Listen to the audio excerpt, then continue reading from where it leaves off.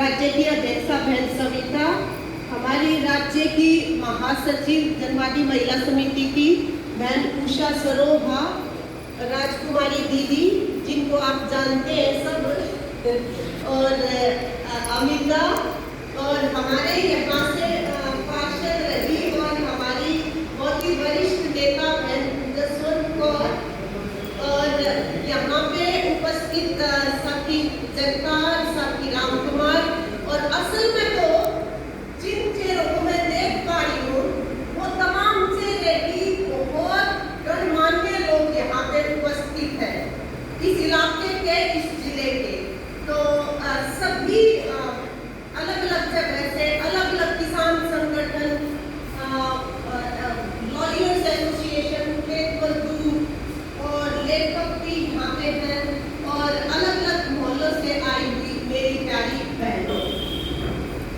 साथियों, आज ये जो जत्था जो हमारा चल रहा है, ये जो मौका है, इसमें जो सामाजिक न्याय का सवाल है, हमारे संविधान में जो सामाजिक न्याय के सवाल को प्रमुखता से जो रखा गया था संविधान निर्माताओं के द्वारा, उसके ऊपर तो खतरा मंडरा ही रहा है, लेकिन उसके साथ साथ जो बड़ा खतरा है वो ये है कि आज के दिन जो नागरिक है और नागरिक अधिकार और जो नागरिकता है हमारी, उसको ये सरकार अपनी तरफ से खारिज कर चुकी है।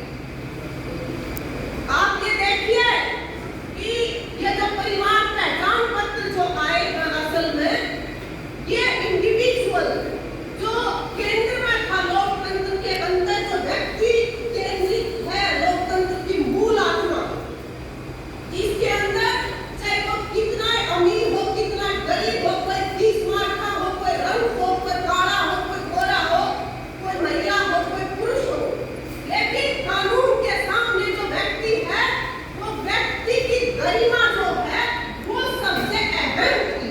यहाँ पे आज क्या किया जा चुका है, खास तौर पे हरियाणा के अंदर, हरियाणा में वो नागरिकता जो है, जिसके अंदर आपको अपनी सरकार से, अपने प्रशासन से सवाल पूछने का अधिकार होता है, उस जगह को सरकार जो है खत्म कर चुकी है एक तरह से। ये परिवार का आना व्यक्ति की जगह पे, जो आधार कार्ड थे, आधार कार्ड की जगह पे अब है परिवार पहचान पत्र। इसका मतलब वो नागरिकों को रियाया में बदलना चाहते हैं। नागरिक वो होता है जिसके ऊपर, जिसके पास सवाल की आंख में, सरकार की आंख में आंख डालने के अधिकार होते हैं, उससे दो हाथ करने के अधिकार होते हैं। उस जगह को जो है साथियों, ज्यादा बड़ी चुनौती हमारे सामने ये है कि नागरिकता को खारिज करके हमें जो है रियाया में बदलने की कोशिशें की जा रही है।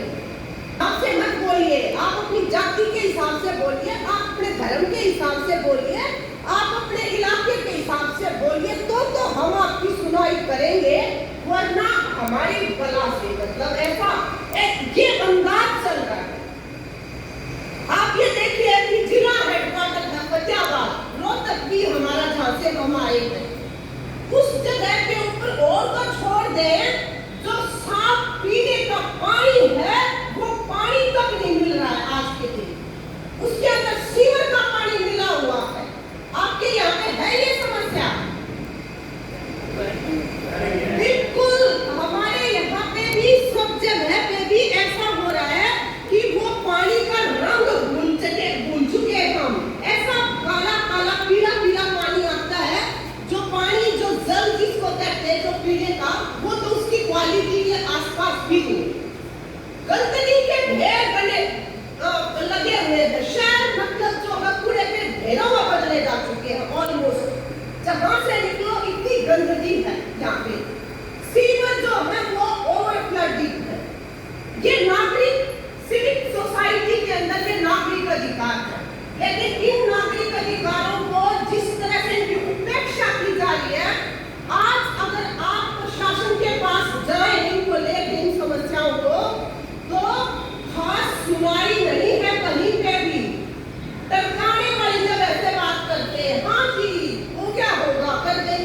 कर देंगे, ये कर देंगे। तो असल में यहाँ पे एक पूरा राजनीतिक सवाल जो है वो जुड़ा हुआ है। क्यों? क्योंकि जो सत्ता में आज हमारे यहाँ पे सरकार है उसकी संविधान के अंदर कोई आस्था नहीं है। उन्होंने हमेशा इस संविधान का जो है वो विरोध किया। वो मनुस्मृति को संविधान मानते हैं और मनुस्मृति जो है उसके अंदर कोई नागरिक का दर्जा नहीं है। वहां पे जो है वहां जातियां हैं और जातियों के हिसाब से भेदभाव है, फिर ऊंच नीच है, सब कुछ है वहां पे, छुआछूत है, ये सब कुछ है। तो हम ये समझते हैं, हमारे जत्थे का अनुभव ये है साथियों, मैं ये बात यहाँ पे इसलिए कर रही हूँ क्योंकि यहाँ पे ऐसे साथी बैठे हुए मेरे सामने जो पिछले 50 साल से अपनी जिंदगी के बेहतरीन जो पल है वो नागरिकों के लिए, मानवाधिकारों के लिए, महिलाओं की सुरक्षा के लिए वो लगाने लग रहे हैं। तो उसमें हमें ये लगता है कि अब इस जगह से जब हमारी नागरिकता को छीना जा रहा है, हमें एक रियाया के अंदर बदला जा रहा है कि हाथ जोड़ के आओ सरकार और प्रशासन के सामने, उस समय के ऊपर हमें यह लगता है कि जो सामाजिक काम करने वाले जो लोग हैं उनको भी नई जगह से सोचना पड़ेगा। और वो नई जगह ये है कि जितना समय हम अभी तक लगा रहे थे जिन मुद्दों के लिए, अब जो है उन मुद्दों को नए तरीके से समझने के लिए और भी ज्यादा समय जो है वो हमें लगाना पड़ेगा।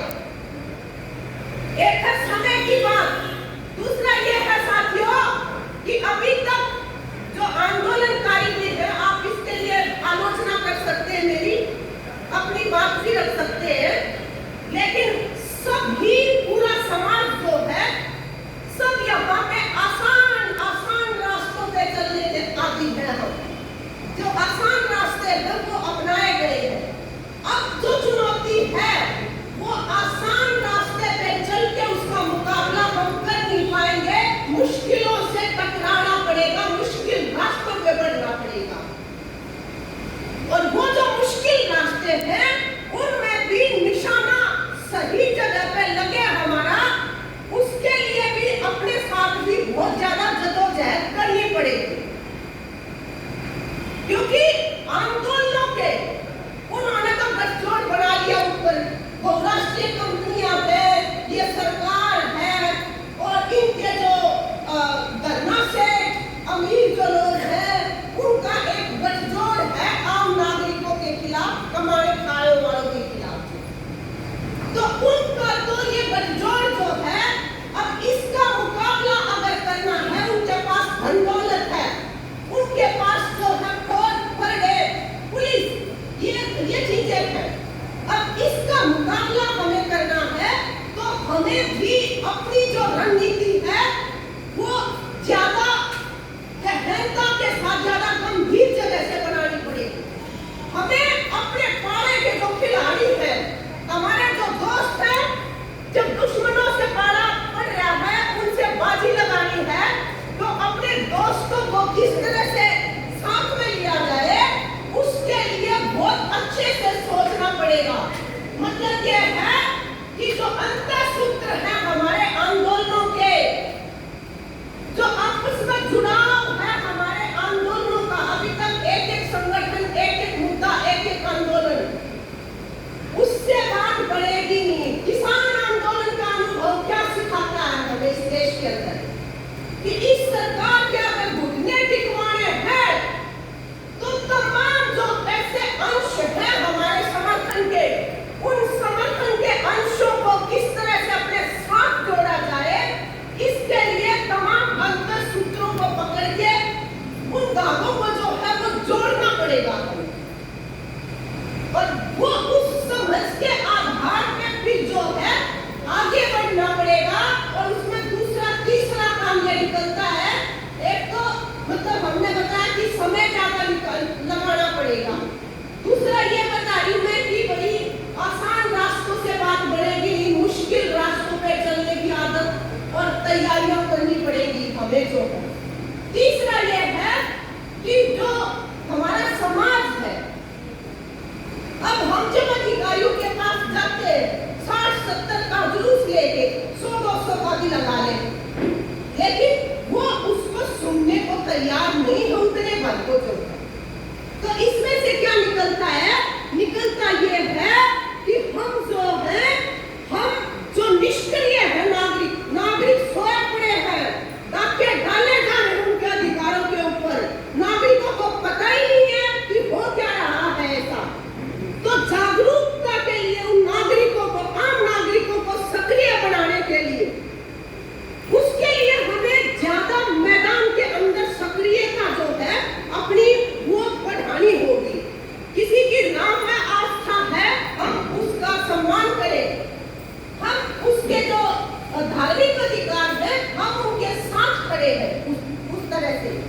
उसका सम्मान करते हुए किसी के साथ कोई जुल्म जाती होगी उसके लिए तो करना ही है उसमें।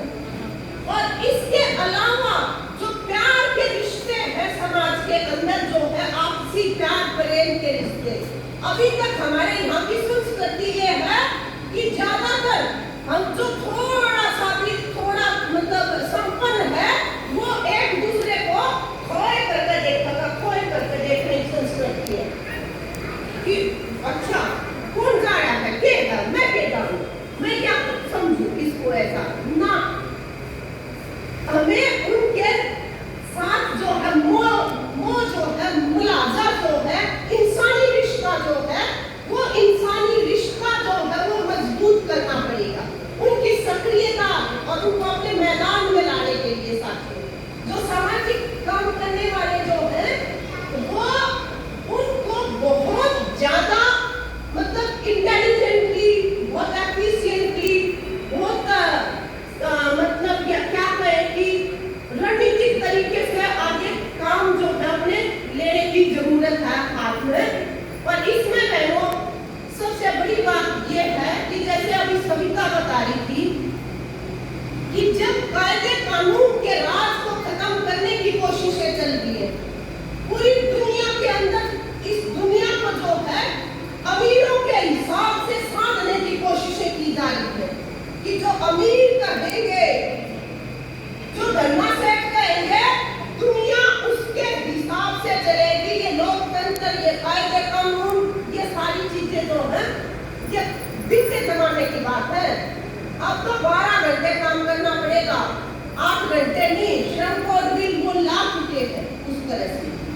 तो जब ये कानून कायदों से हटके और इस तरह की तानाशाही के ऊपर जब चलने की नौबत होती है सरकार और प्रशासन को तो उसकी सबसे जो गहरी मार जो है वो सबसे कमजोर तबके जो समाज के हैं उनके ऊपर पड़ती है। और वो है हम महिलाएं जो इस समाज के अंदर जो सीढ़ी में पायदान में सबसे निचले उस पे खड़े हैं। अब उदाहरण के तौर पे बच्चे जो हैं हम सोचते हैं कि मतलब बच्चे हमारे बुढ़ापे का सहारा होंगे और उनको पालते हैं, लेकिन बच्चे क्या कर रहे हैं? बच्चे तो नशे में डुबोए जा रहे हैं। हम सोचते हैं हमारा बच्चा भी कर रहा है, सारा दिन टेलीफोन देखता है, सारा दिन वो नशे के उसमें चपेट में आ रहा है परिवार। कोई परिवार मुश्किल से बचा होगा जहाँ नौजवान और जो किशोर है वो नशे की तरफ ना धकेले जा रहे हैं। तो इस जगह पे ये देखना पड़ेगा हमें कि घर वाले तो ये कहेंगे कि जो इसकी माँ का बिगाड़ा हुआ है वो बच्चे को हम सबसे पहले मतलब जिन घरों को हम अपना नहाने से पहले उनको साफ सफाई पोछा झाड़न सब कुछ करते हैं, बाद में अपना नहाने का भी काम बाद में करते हैं। इसी तरह से आदमी जो है नौकरी पे जाते बाहर जाते हैं हम रोटी बनाकर अच्छे से अच्छा खाना पैक करके उनको देंगे और उसमें भी ये कोशिश रहेगी अपनी कि एक बार घर से बाहर निकल रहा है तो एक अच्छी नजर डाल दो। सारा दिन पता नहीं किस तरह के माहौल में रहेगा है ना, तो वो भाग लूझ के मतलब ये भी आप कोशिश करते हैं। तो ये ऐसी जगह के ऊपर फिर भी ऐसे होता है कि परिवारों के अंदर तनाव आता है कि ये माँ के बिगाड़े इसके जामे बात है। सारा ब्लेम जो है वो अपने ऊपर आता है। और असल हकीकत क्या है बहनों और भाइयों, ये बच्चे बिगड़ नहीं रहे, ये बच्चे बिगाड़े जा रहे हैं। पूरे साजिशाना तरीके से इनको बिगाड़ा जा रहा है। उनको सबको वो पहले कावड़ लेके आओ, हरिद्वार जाओ, फलां जगह जाओ, लेकिन हम क्या कहते हैं? हम ये कहते हैं हमारे बच्चों को खेलने का मैदान दो, हमारे बच्चों को पढ़ने के लिए अच्छी लाइब्रेरी दो, सस्ती किताबें दो, उनको जो है नाटक की गीत की जो प्रतिभा उनके अंदर है वो खाद पानी, जिससे कोई व्यक्ति जो है वो इंसान बनता है, वो खाद पानी अगर उसको नहीं दिया जा रहा है, उसको खाद पानी ऐसा दिया जा रहा है जो बिगाड़ दे, तो मतलब ये बिगड़ना नहीं ये बिगाड़ना है।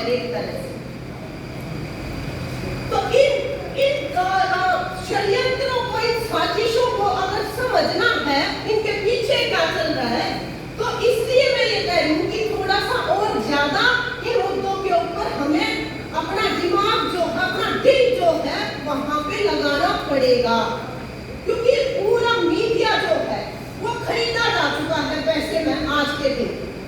और वो पूरा मीडिया इस तरह से चीजों को पेश करता है एक तरफा तरीके से बिल्कुल, और वो आम नागरिकों के खिलाफ ज्यादातर है। पैसे वालों का है मीडिया, धर्मा से कितने भी यहाँ में जो चैनल है ये टीवी के, ये अडानी अपना खरीद लिए, जो अपने आप की बात करते थे, वो एनडीटीवी है, वो दूसरे टीवी चैनल है, वो क्योंकि वो बात बताते थे आम आदमी के हक की, उन सबको जो है खरीदा जा चुका है पैसे वालों के द्वारा, ताकि एक भी तरह की बात हो, एक भी तरह का विचार जाए।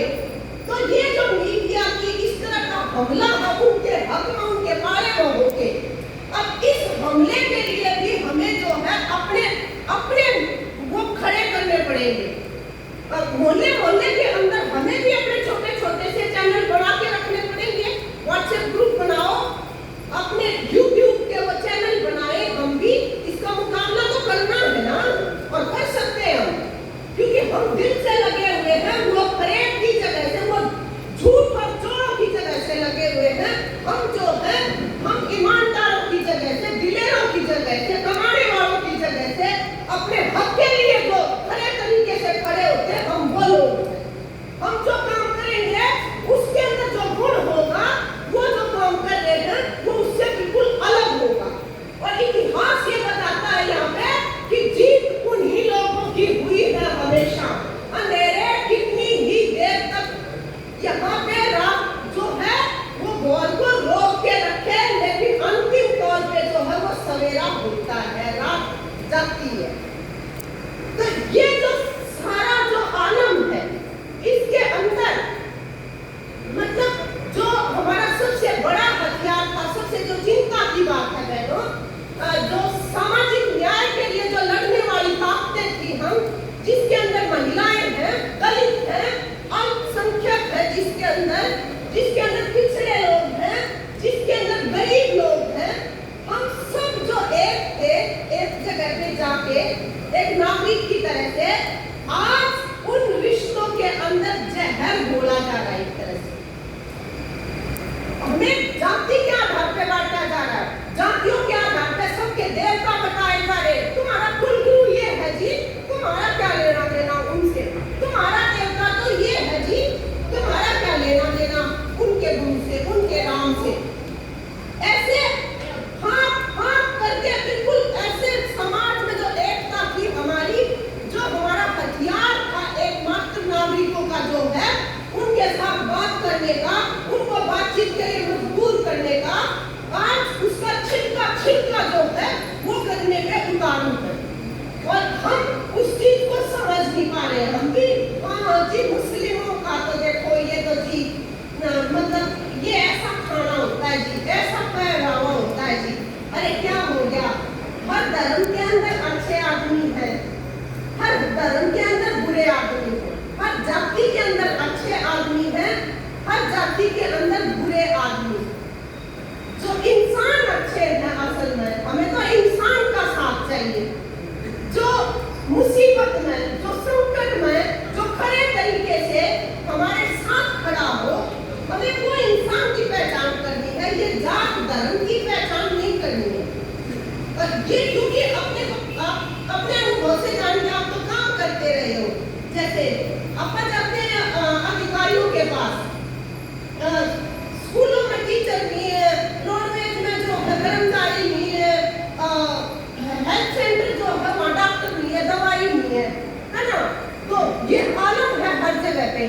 और उस समस्या को लेके अगर आप जो है चले जाए किसी अधिकारी, डीसी के पास, किसी एसडीएम के पास, तो वो क्या कहते हैं, 2 जने जा रहे हैं तो कहेंगे चलो चलो शाम को टाइम नहीं है, सबके पास अभी और काम है, फिर किसी दिन देखना। लेकिन उसी जगह के ऊपर अगर आप 50-60 चले जाओ, वहाँ 30-35 चले जाओ हैं, तो फिर वो अधिकारी, फिर वो लोग क्या करते हैं, आओ जी, अरे बहन जी आई है, बहनजियों को सीख दो, हाँ आओ जी, बताओ जी क्या समस्या है आपकी, बिना रोए तो जी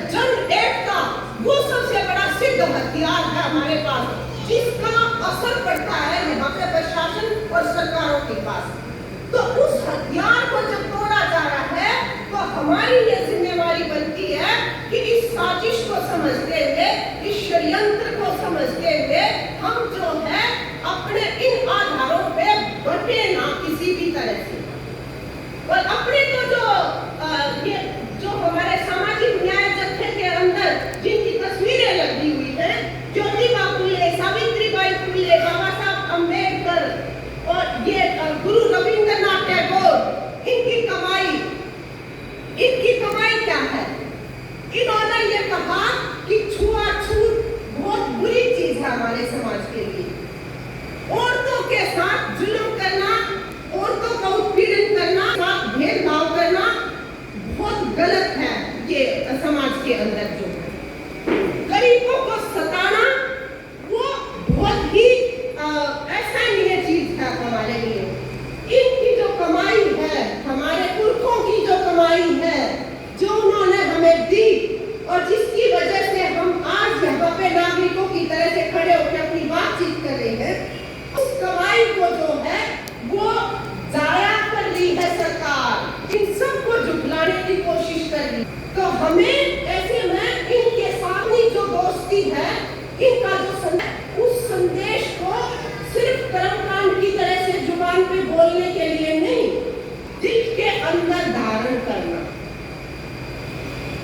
उसको दिल के अंदर धारण करने का मतलब ये है, जो अभी ये सविता जो बता रही थी कि सावित्रीबाई फुले और जो अपने ज्योतिबा फुले, जब उन्होंने महिलाओं की शिक्षा के लिए काम शुरू किया, तो उस समय पे जब वो स्कूल में जाती थी सावित्रीबाई फुले, 2 साड़ी लेके जाती थी।